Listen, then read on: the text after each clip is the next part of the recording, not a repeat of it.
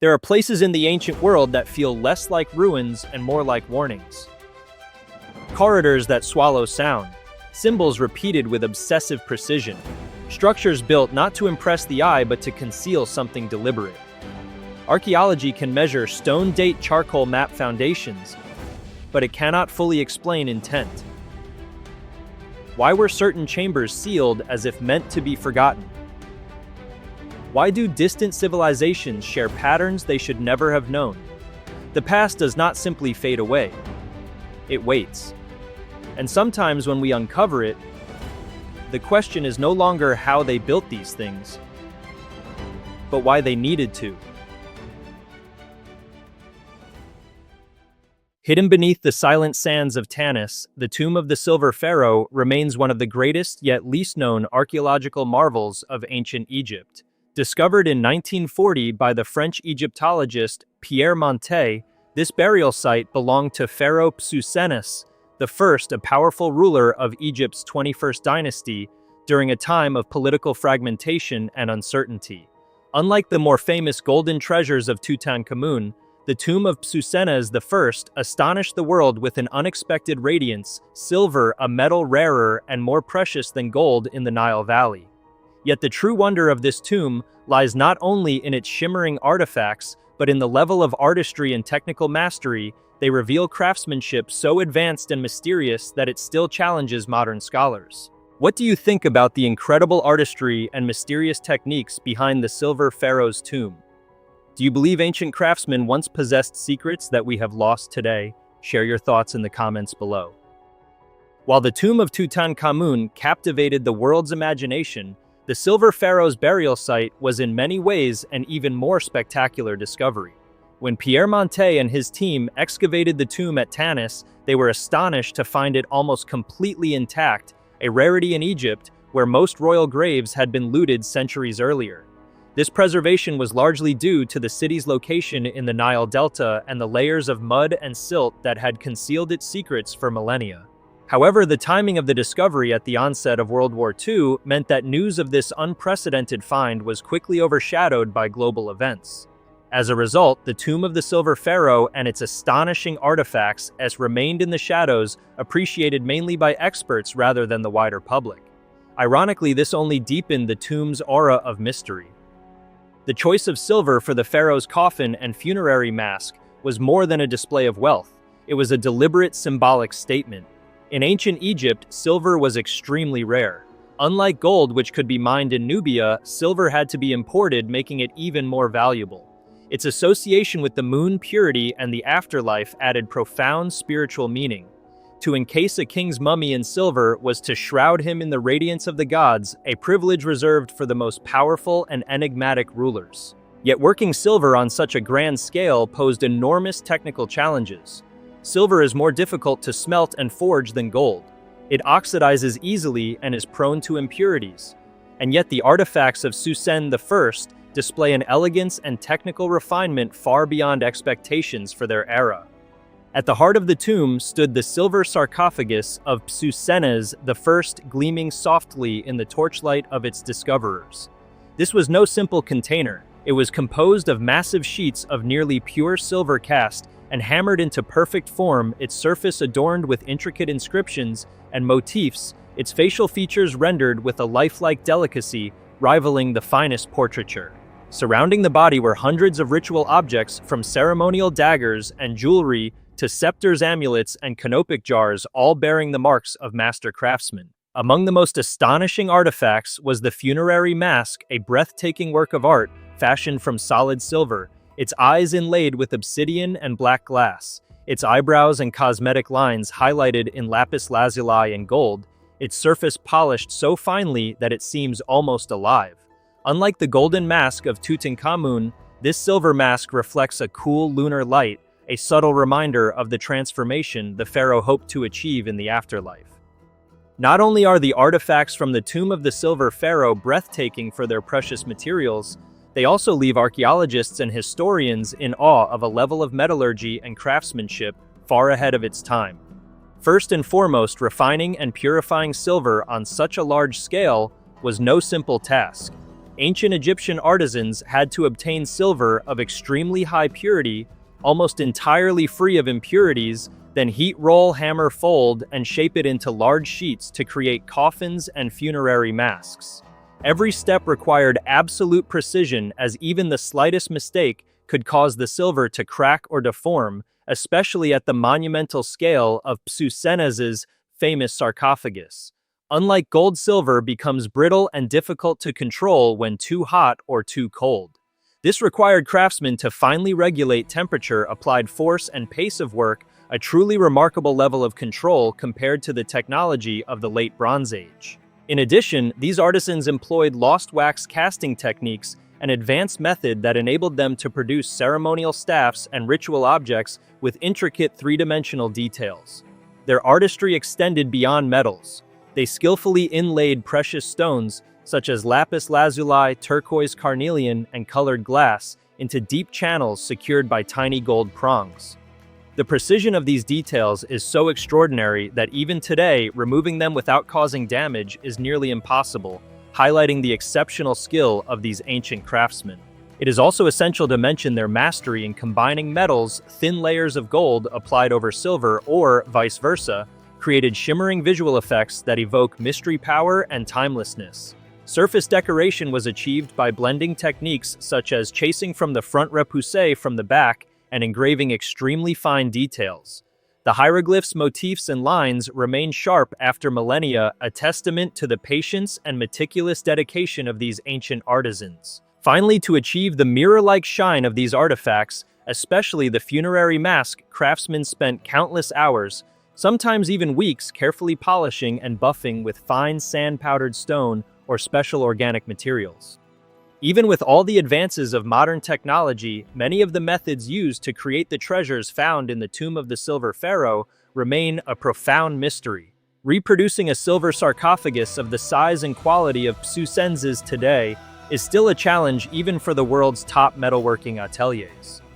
The first difficulty lies in obtaining large quantities of pure silver with extremely high refinement under ancient technological conditions. Next comes the process of forging giant silver sheets without visible seams, cracks, or distortion, a task requiring perfect control of temperature and joining techniques, something that even now is difficult to accomplish without leaving technological traces. Experimental archaeologists have repeatedly attempted to recreate these artifacts, but continually encounter limits that ancient Egyptian artisans seem to overcome with ease. This suggests that there may once have existed a system of professional secrets workshop lore passed down through generations now lost to history.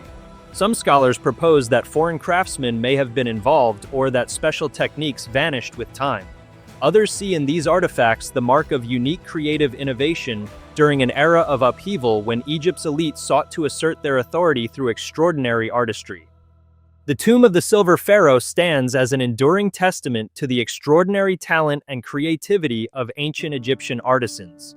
They were individuals who worked quietly in the shadows under the strict supervision of priests and kings, pouring all their dedication, skill, and closely guarded secrets into every smallest detail of their creations. Centuries have passed, yet their methods and techniques remain a great mystery, challenging both modern knowledge and technology. The treasures they crafted for the dead after thousands of years still leave today's observers amazed and in awe because of their beauty, exquisite precision, and timeless aura. This legacy, once buried beneath layers of mud and the dust of history, now shines once more, radiating a cold, pure light like that of the moon. It stands as a powerful reminder that even in times of chaos and decline, human creativity is capable of producing wonders that endure through the ages. Why did Psusennes choose silver? How did his artisans master techniques that bewilder modern experts? What other secrets might still lie hidden beneath the shifting sands of the Nile? The tomb of the silver pharaoh is more than a hoard of precious metal. It is a message from a forgotten king. True immortality lies in what we create and in the mysteries we leave behind for others to discover. Rising abruptly from the rolling landscape of Antioquia, Colombia, the rock of Guatapé, La Piedra del Peñol, commands not only the horizon but also the imagination of all who encounter its monolithic form. Towering over 200 meters above the surrounding lakes and villages, This ancient stone seems to challenge both nature and humanity with its sheer scale and enigmatic presence. Yet among all its astonishing features, none have inspired as much wonder, debate, and legend as the hidden stairs and improbable zigzagging path snaking its way up a gigantic natural fissure, seemingly splitting the stone in two. To climb these stairs is to ascend not just a rock, but a puzzle that has haunted generations. Who built this stairway? Why was it hidden in the rock's core? And what secrets does it guard? What do you think were the hidden stairs of the Rock of Guatapé, just a feat of modern engineering, or do they conceal an even older mystery? Share your thoughts in the comments below. The Rock of Guatapé is not just another geological curiosity.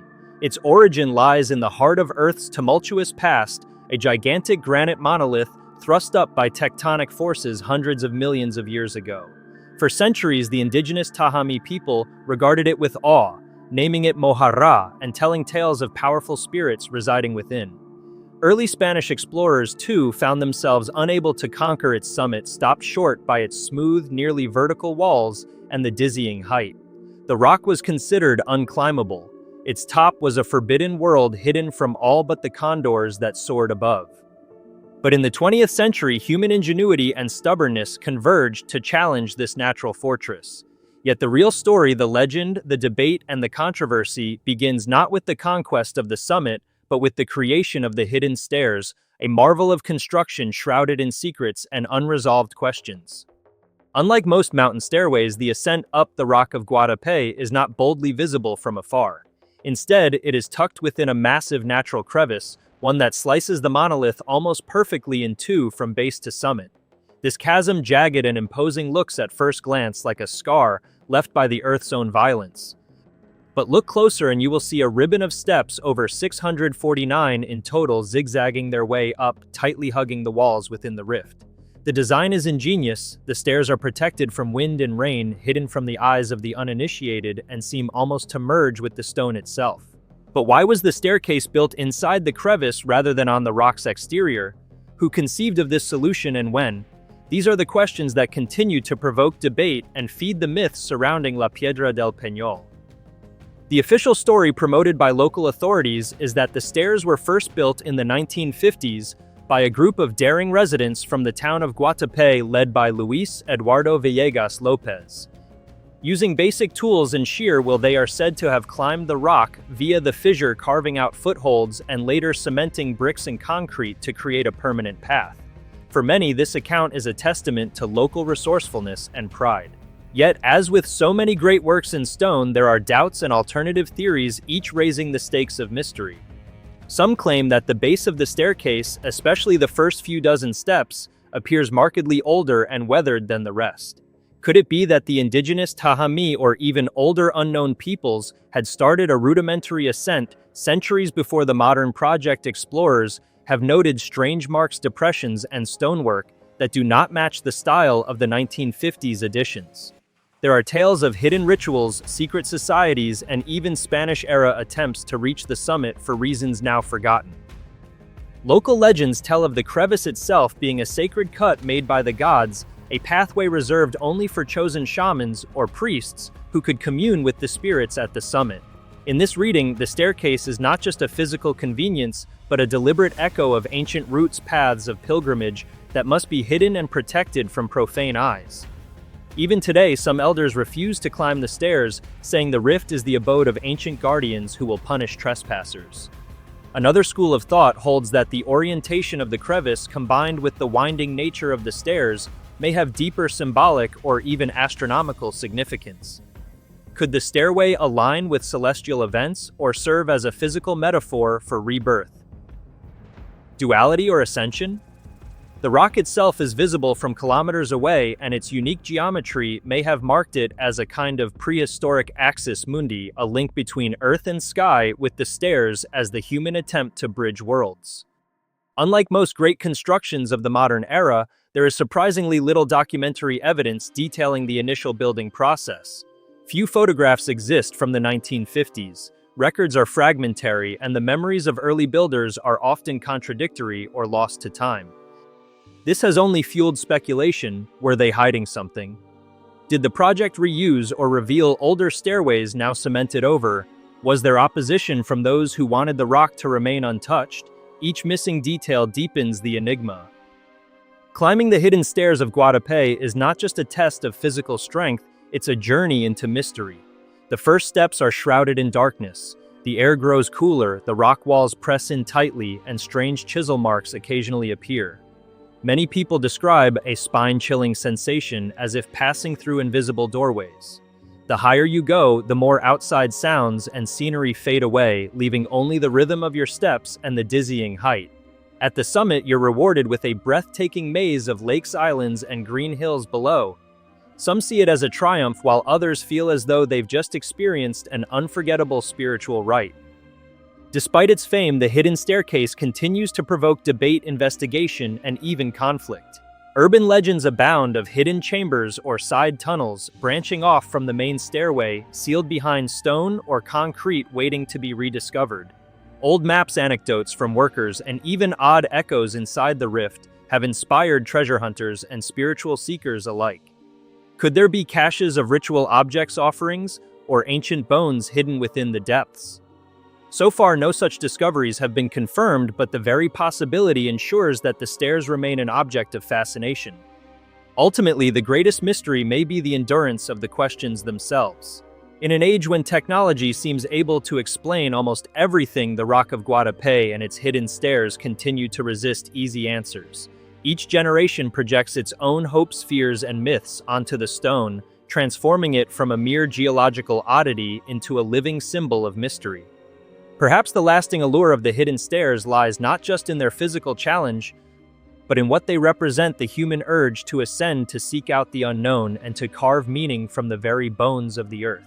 Each boulder, each chiseled step, each shadowed turn is a reminder that mystery is not always something to be solved, but something to be experienced. The stairs may have been built to reach the summit, but they also guide us inward toward our own unanswered questions, our own sacred fissures, our own desire to connect with what lies beyond sight. Beneath the ancient soil of Europe, among ruins that have slept for millennia, the small ceramic figurines of the Vinca culture emerge like mysterious messages sent from a distant past. Their strange forms, large eyes, pointed heads, slender and abstract bodies, not only leave archaeologists perplexed, but also raise unanswered questions about the imagination and belief systems of prehistoric people. For more than 7,000 years, lying silently beneath layers of earth, the true function of the Vinca figurines has remained a riddle that continues to spark debate among scientists and the modern public alike. What did they truly represent, and could they be clues to a way of thinking far beyond the limits of our present-day understanding?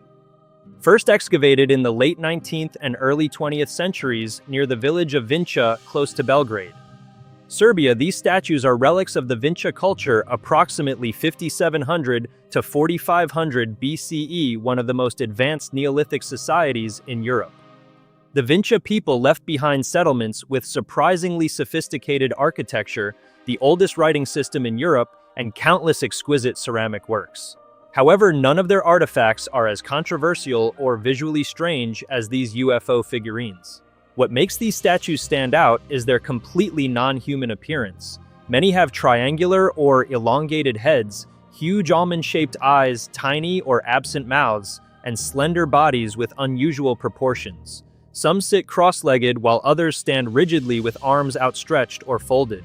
Many figurines have mysterious geometric patterns, raised ridges, and symbols carved or painted onto the surface, details that do not resemble any known clothing or decorative motifs from other contemporary cultures. From the moment they were first discovered, the Vinca UFO figurines sparked countless debates and controversies among archaeologists. To this day, no single theory has proven entirely convincing, and each approach reveals its own gaps that are hard to fill. The first is the mother goddess hypothesis, a theory often applied to ancient figurines worldwide. Some Vinca statues do emphasize feminine features such as wide hips and prominent breasts, symbolizing fertility, harvest, and life. However, the majority of these UFO figurines are androgynous with unclear gender and faces so abstract that it's impossible to determine if they represent male or female figures. This ambiguity makes the mother goddess theory insufficient to fully explain the phenomenon. Another approach views these as ancestor or tribal deity statues. But if that's the case, why choose such unhuman forms? Large heads, huge eyes, expressionless faces, and strange decorations. No other Neolithic culture in Europe depicted ancestors or deities in such a bizarre manner. Next comes the practical theory, children's toys or teaching tools. Some figurines are small and easy to hold, making this plausible. However, the level of craftsmanship, complexity of design, and elaborate patterns far surpass the standard for simple toys. Additionally, the fact that some figurines were deliberately broken or buried with ritual objects suggests they likely played a religious or magical role. Finally, we cannot ignore the most controversial theory, the literal depiction of extraterrestrial beings. The idea that the Vinca people either encountered or imagined visitors from the sky. This theory has attracted public and media attention because of its sensational nature, but it completely lacks solid archaeological evidence. The term UFO figurines was never used by the Vinca themselves. It is a modern creation stemming from the statue's resemblance to 20th century ideas about extraterrestrials. Their large heads and insect-like eyes fit the popular gray alien archetype of today. This similarity has made them stars in pseudoscientific television conspiracy books and internet forums. But no matter how captivated modern audiences may be by this idea, it can obscure the real mystery. Why did a Neolithic culture without clear outside influence repeatedly create such abstract, haunting forms? What spiritual or cultural need inspired their creation? The greatest mystery surrounding the Vinca UFO figurines has always been their true purpose. What were they really created for? No written records remain from the Vinca culture to reveal what they believed or how these figurines were actually used. Archaeologists have found them buried in homes, gathered around hearths, hidden in pits, and sometimes even deliberately broken as if the act of destruction itself was part of a ritual. Some figurines show signs of wear indicating they were used frequently, while others are almost perfectly intact, perhaps made only for special occasions. Unlike Greek or Egyptian idols, these figurines are not accompanied by any inscriptions or ancient texts that could help explain their meaning. As a result, every effort to interpret them is only speculation based on excavation context, comparative analysis, and repeating discovery patterns. A few key clues can point us in certain directions, but still offer no certainty. There is a great diversity in shapes and sizes, from small portable figurines to larger, more complex works. Does size have any special meaning? Was there a hierarchy of power or significance? No agreement has been reached. Many figurines are found in domestic environments, suggesting they may have served as personal amulets, fertility charms, or household religious objects. The fact that some figurines were deliberately broken is also consistent with rituals found in many other ancient cultures, often marking renewal, mourning, or transition. Strange markings, zigzags, arrows, dots, and abstract symbols might represent clan identity, magical symbols, or mnemonic codes. But without a Rosetta Stone, these messages remain silent. Furthermore, most Vinca UFO figurines are androgynous or of indeterminate gender, very different from Western Venus figurines, which emphasize feminine features. Was this intentional, and could it mean they represent spiritual beings rather than real people? This very ambiguity has created a wild west of theories ranging from the scientific to the mystical. Some suggest that the distorted faces and exaggerated features reflect the trance experiences of shamans under the influence of hallucinogenic plants, a way to record the supernatural world in clay. Others see the helmeted heads and lines as symbols for stars, constellations, or mythological journeys beyond the earth. Some believe these figurines once served as social or political symbols, indicating clan rank or achievements in initiation rituals.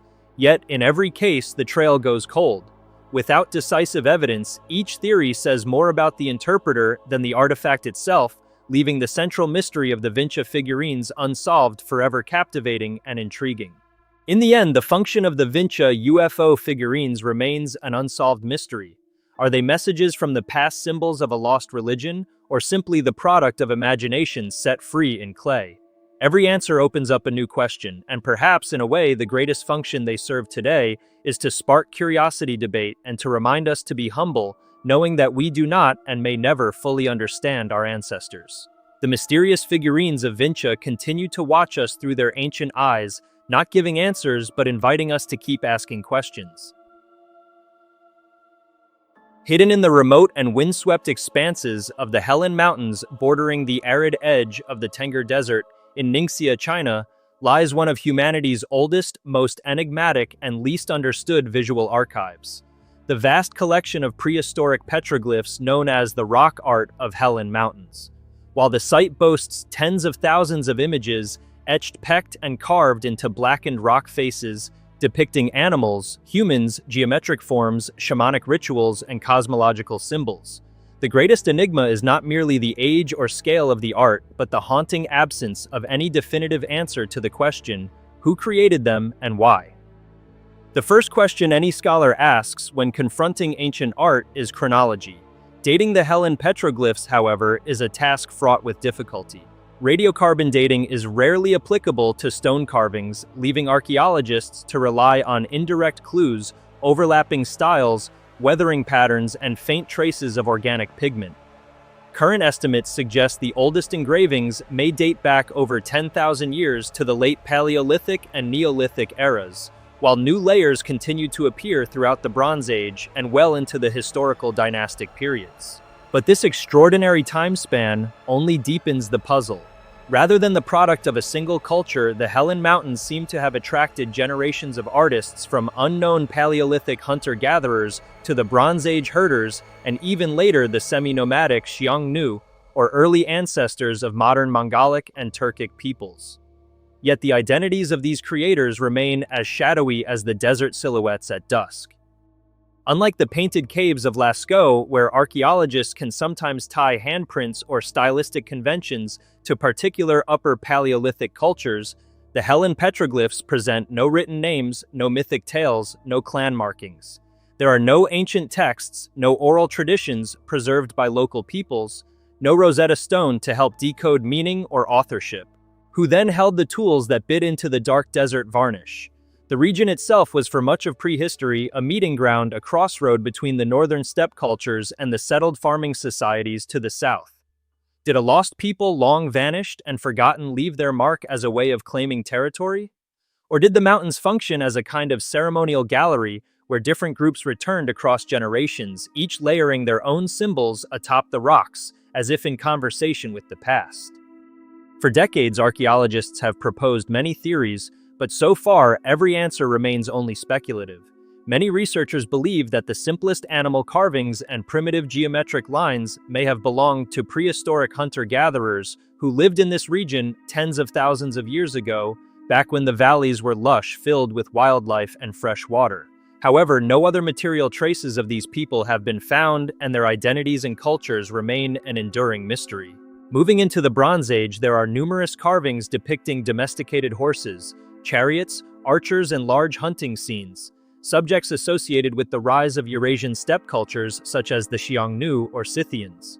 Could Helan have once been a sacred land where nomadic tribes gathered for seasonal rituals? Although the animal style of some carvings is quite similar to nomadic art, there is still no direct evidence to confirm such a connection. Another theory focuses on figures wearing masks, horned headdresses, or striking unusual poses, features typical of early shamanic rituals. Perhaps some works in Helan are records of mystical experiences or ceremonies performed by shamans who served as intermediaries between humans and the spirit world. Even more remarkable, there are spiral motif stars and mysterious machine-like symbols that do not resemble any art in Eurasian history, leading to speculation about a lost civilization with a visual language and ideology never seen before, leaving behind only silent symbols that challenge future generations. Complicating the search for authorship is the remarkable diversity of the Helan rock art. On a single cliff face, one might find crude stick figure hunters from the Neolithic interlaced with later, more sophisticated images of horsemen and shamanic rites. Some motifs recur across centuries, spirals, sons warriors, while others appear only once with no clear precedent or echo. This palimpsest of images suggests not a single moment of artistic creation, but a continuum of human presence, with each culture reinterpreting the mountain's meaning to suit their own needs. But in this layering, the original context is lost. Are newer carvings homage to the old acts of conquest or attempts at communication with ancestral spirits? The truth may never be known. The Helan region's harsh environment, now dry and bleak but once far greener, has always been a zone of movement. For millennia, waves of nomads passed through, driven by shifting climate, war, and the perennial search for pasture and water. Chinese chronicles mention the Xiongnu, the Qiang, the Yuezhi, the Huns, and dozens of lesser-known tribes, each leaving only traces in legend and rumor. Yet none are directly linked by archaeological evidence to the rock art. If these peoples were the artists, their other material culture, pottery tools dwellings, has largely vanished or remains undiscovered. The possibility remains that the Helan petroglyphs are the last stubborn footprints of entire civilizations, lost to memory, silent testimonies to societies that rose, flourished, and disappeared, leaving behind only stone. Without clear cultural context, the symbols carved into the Helan mountains remain an open book with missing pages. Spirals, grids, stars, and hybrid beings stare out at us across a gulf of millennia, their meanings shrouded in ambiguity. Are they calendars, star maps, totems, spiritual visions, tribal records, or something else entirely? Attempts to link the motifs to known scripts or to cross-reference with neighboring rock art traditions have yielded little. Even the sophisticated animal images, sometimes so lifelike they seem to leap from the stone, resist easy classification. In the absence of a living tradition, speculation fills the void. Some modern theorists suggest lost languages or proto-writing. Others invoke shamanic trance states or even alien contact. The truth is likely more prosaic, but just as wondrous, a testament to the creative spirit of prehistoric humans whose stories are lost but whose art endures. If the artists' names are lost, their purpose is only slightly less obscure. Was the rock art an act of worship, a plea to the gods or spirits for good hunting, rain, fertility, or victory in war? Were the images meant to mark territory, warn rivals, or commemorate ancestors? Or did they serve as a map of memory, a way for each generation to locate itself within the wider world and the passage of time? The frequency of certain motifs, sun discs, horned figures dancing, humans, suggests recurring rituals perhaps performed at solstices or other celestial events. Some carvings only reveal their full form under the slanting light of dawn or dusk, as if designed for dramatic effect in sacred ceremonies. The Helan Mountains may have been both sanctuary and stage, a place where art, ritual, and power were woven into the stone itself. Today, the rock art of Helan serves as a bridge between the past and the present, between what is known and what remains a mystery. Although researchers continually make new discoveries, each answer leads to even more questions. Legends and modern theories abound, but the stones themselves remain silent, challenging every explanation. In the end, the quest to decode Helan is not just about uncovering history, but also about connecting people today with the everlasting marks left by ancient ancestors. When it comes to the most controversial archaeological mysteries of the 20th century, the name Glozel tablets will always stand out. Not only because the number of artifacts discovered reaches into the hundreds, but also due to the strange and perplexing characters inscribed on clay, bone, and stone tablets in the tiny village of Glozel, France. These characters have challenged every effort at decipherment by linguists, archaeologists, and historians for nearly a century, so that even today, Glozel remains a genuine riddle with no clear solution. Let us delve deeper into the story of Glozel, where the mysterious script is at the center of every debate and enigma. Everything began on a spring day in 1924, when a young boy named Émile Fradin and his grandfather were working the fields and accidentally discovered an underground chamber filled with strange artifacts. What seemed at first to be a trivial event quickly became a focal point of attention when archaeologists were invited to Glozel and found there more than 300 inscribed tablets, along with countless ceramic, stone, bone, and jewelry items, all apparently belonging to a culture never before known in Europe.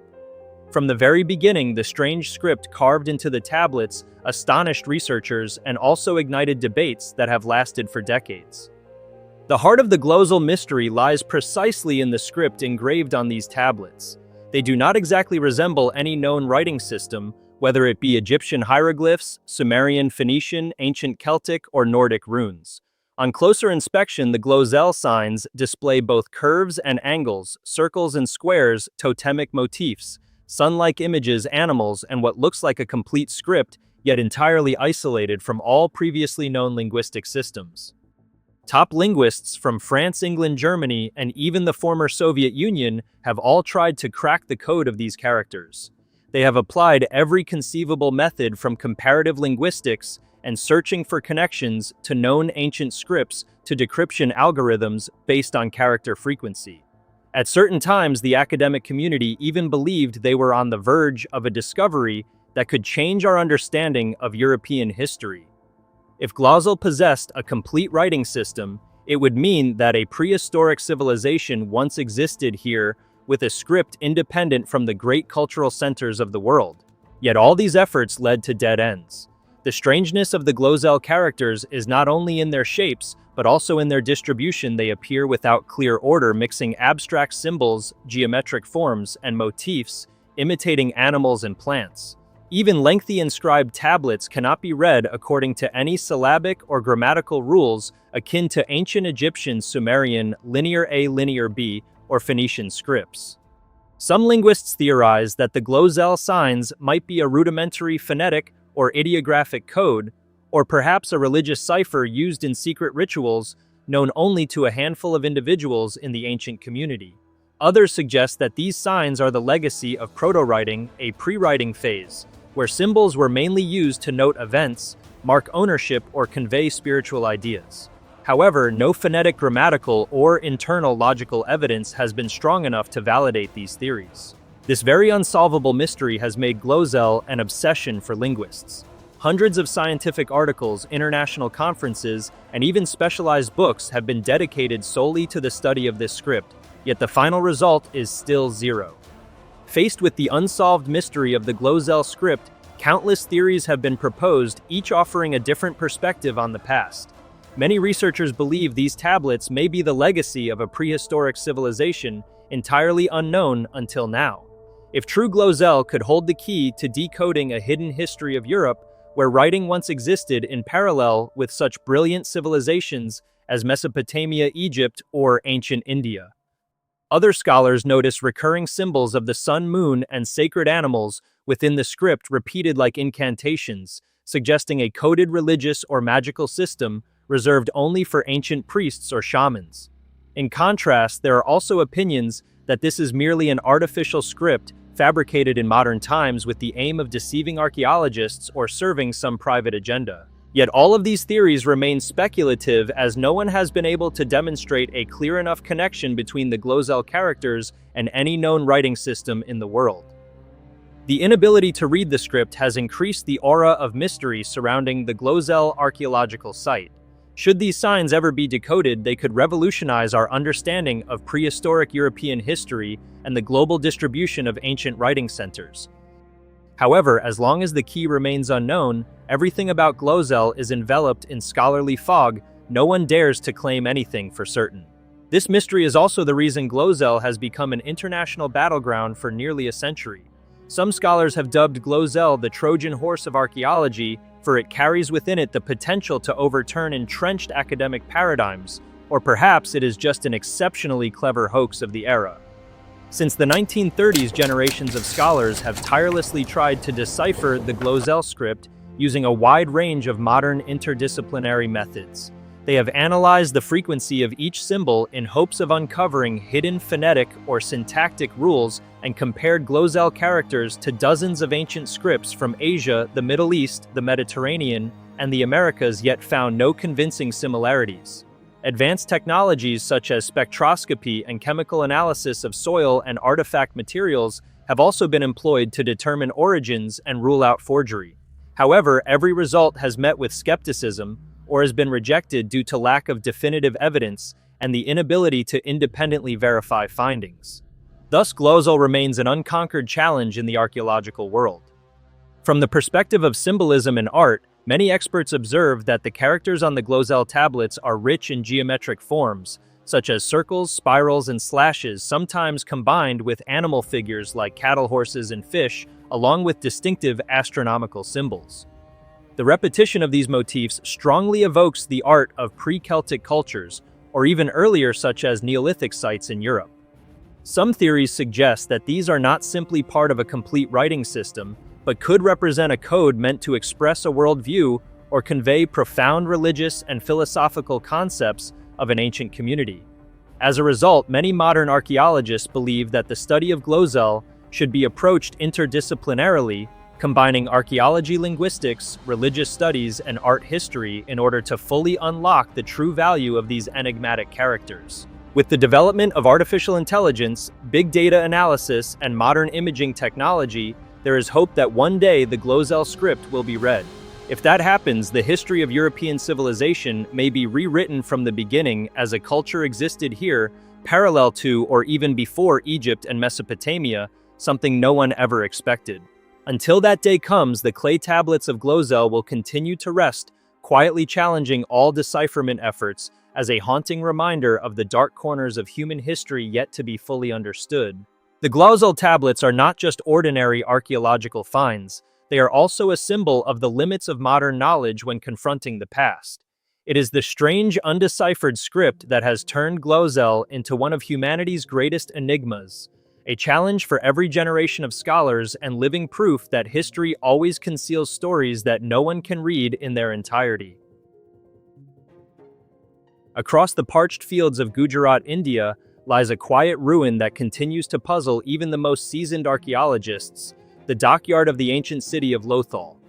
At first glance, it appears to be nothing more than a rectangular pit, its brick-lined walls, sun-baked and crumbling, half swallowed by the dust of ages. Yet this seemingly simple structure sits at the heart of one of archaeology's greatest debates. What was its true function? Was it really a dockyard, as many believe, or was it something entirely different? A sophisticated water reservoir, a flood control basin, a ritual tank, or a multifunctional marvel of ancient urban engineering? Discovered in the year 1954, Lothal quickly became one of the most celebrated sites of the Harappan civilization, also known as the Indus Valley Civilization, one of the earliest urban cultures in the world, which flourished more than 4,000 years ago. The most controversial and striking feature at Lothal is the massive brick basin measuring approximately 218 by 37 meters. For many decades, it has been described as the oldest tidal dockyard in the world, hailed as evidence of ancient India's maritime prowess. Yet, as with all great mysteries, the deeper we dig, the more questions arise.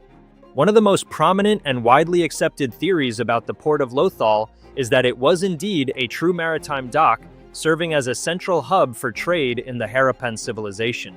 From the very first excavations, archaeologists envisioned this massive brick basin as the place where ancient ships would dock, coming and going flexibly according to the tides. Rare goods such as carnelian beads, copper shells, and pottery originating from faraway lands like Mesopotamia and the Persian Gulf have been continuously discovered here, further reinforcing the image of Lothal as an international trading hub in antiquity. Beyond the artifacts, the structure itself demonstrates exceptional technical investment.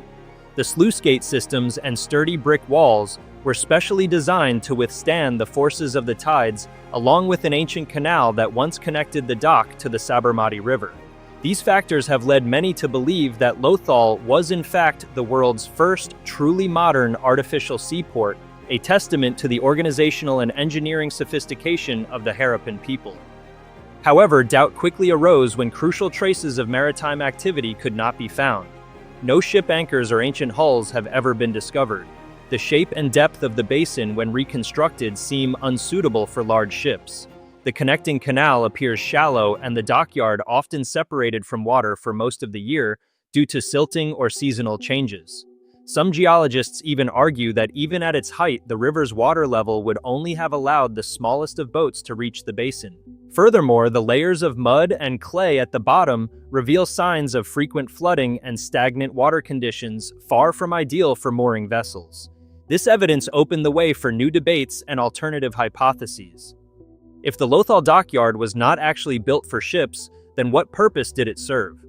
Over the decades, numerous theories have emerged, each attracting both supporters and critics. Some scholars propose that the basin was a vast freshwater reservoir, essential for a city located in an area vulnerable to both flooding and drought.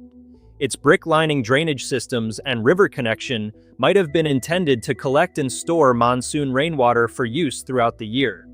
However, this theory raises further questions. Why were such complex sluice gates necessary, if the structure wasn't intended for ships, and why construct the reservoir so close to the river, increasing the risk of contamination during floods. Others suggest the basin functioned as a flood control buffer, channeling excess river water away from the settlement during the monsoon season, or acting as a protective barrier against sudden inundation. While the system of gates would support this hypothesis, it does not readily explain the existence of nearby warehouses or the discovery of numerous trade artifacts. Another interpretation is more symbolic, proposing that the basin served as a ritual or ceremonial tank for grand religious ceremonies, purification rites, or communal gatherings, much like the stepwells and sacred tanks that became central to social and spiritual life in later Indian history. Finally, an increasingly accepted idea among modern researchers is that Lothal's basin may have served multiple functions throughout its existence, at times supporting commerce and boat traffic, at other times acting as a reservoir or community space.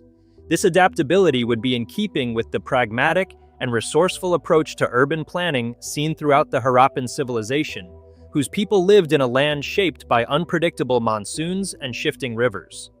Archaeological excavations at Lothal have revealed many intriguing clues, but just as many contradictions that continue to challenge researchers.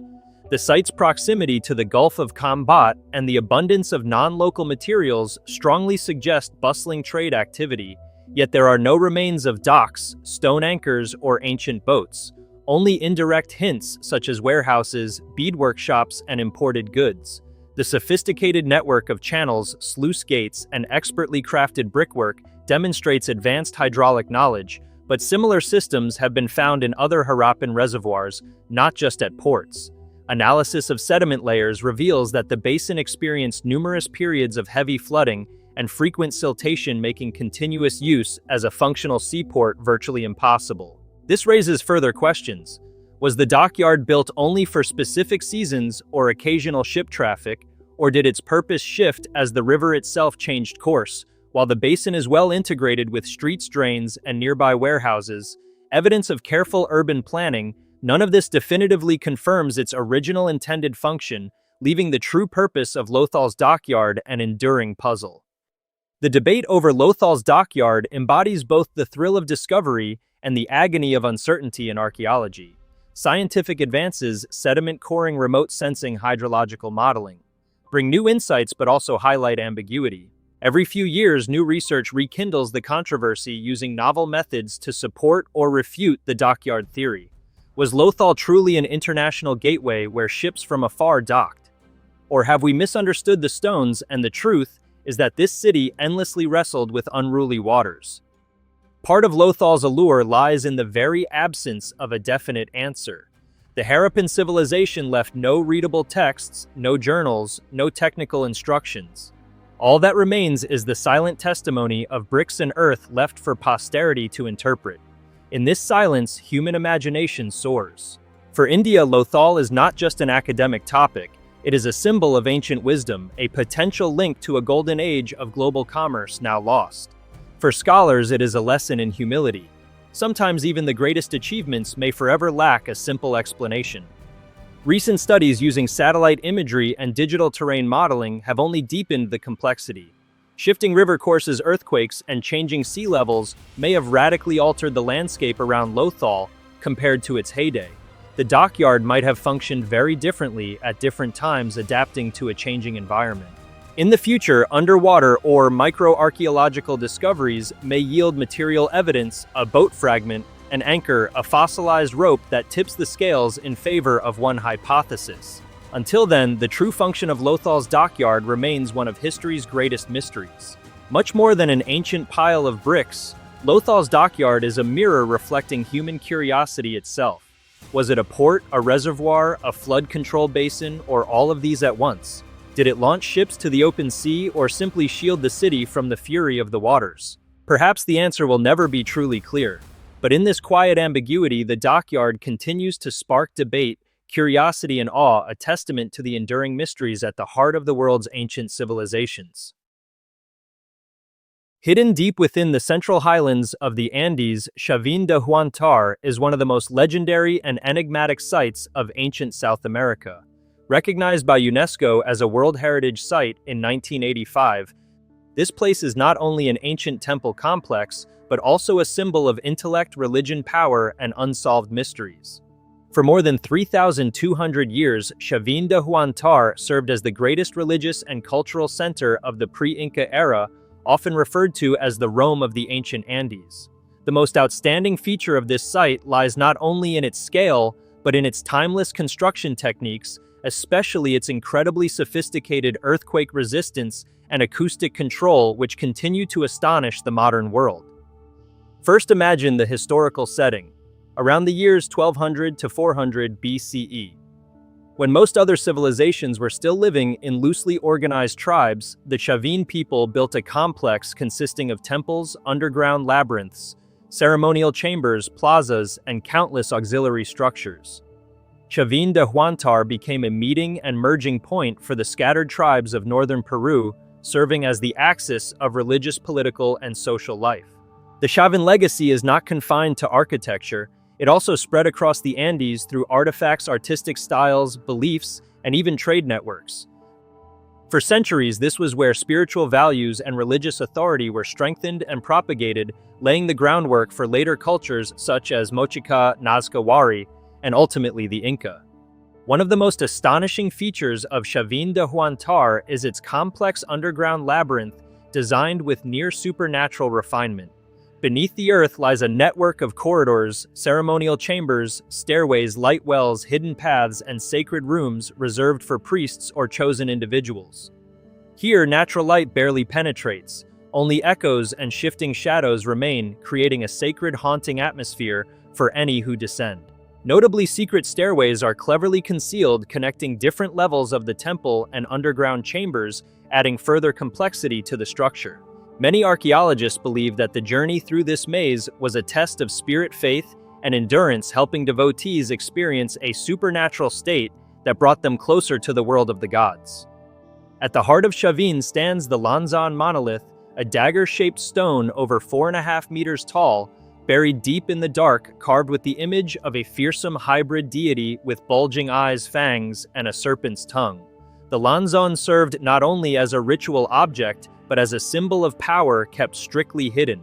Only those deemed purified could behold it, hinting at initiatory or esoteric rituals unknown to later generations. Alongside the Lanzon are dozens of cabezas clavas stone heads with distorted faces, protruding tongues, and sharp teeth, adding to Chavin's aura of mystery.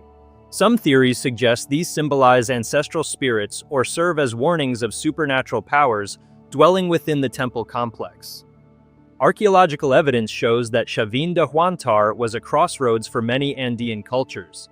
Ceramics, figurines, jewelry, even foodstuffs and marine fossils from hundreds of kilometers away have been found here. Especially remarkable are the spondylus seashells, native only to distant coasts, which appear abundantly at Chavin, proving the site's wide-ranging trade connections and religious influence across regions. Their mastery didn't stop at mechanics. The Chavin paid close attention to environmental control inside their underground rooms and corridors. Despite the Masna River's damp and rainy climate, Chavin de Huantar maintains stable, comfortable humidity thanks to an exceptionally sophisticated ventilation and drainage system. They bored small holes, created water channels, and built hidden vents within walls and ceilings, enabling air to circulate continuously, preventing mold and protecting the stone from decay. Notably, many secret passages weren't intended for people but were designed to regulate airflow like a natural air conditioning system, keeping the entire complex dry and resilient over the centuries. Another mystery that makes Chavin de Huantar a laboratory of acoustics for humanity is its ability to create and control magical sound effects within enclosed spaces.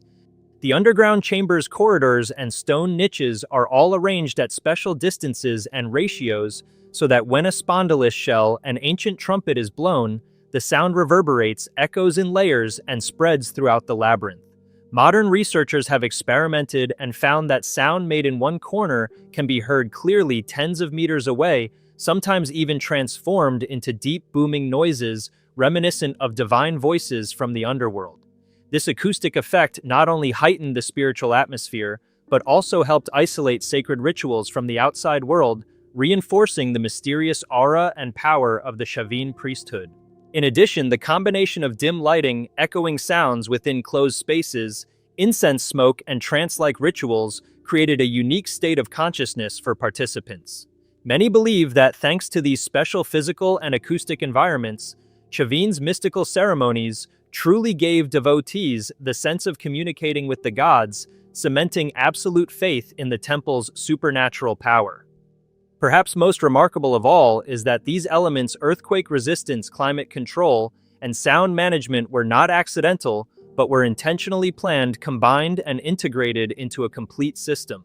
The ultimate goal was to preserve supernatural power and turn Chavin de Huantar into a sacred center where all who entered would feel awe. Many theories suggest that by mastering these secrets of nature, the Chavin priesthood was able to conduct astonishing mystical ceremonies, producing strange sounds, shaking the ground, and simulating supernatural phenomena to reinforce the faith of believers in the supreme power of the gods. Although studied for over a century, Chavin de Huantar remains full of mysteries. Many underground chambers and passageways are still inaccessible, and the true functions of these spaces, along with the meaning of the stone heads and Lanzan monolith, are still debated.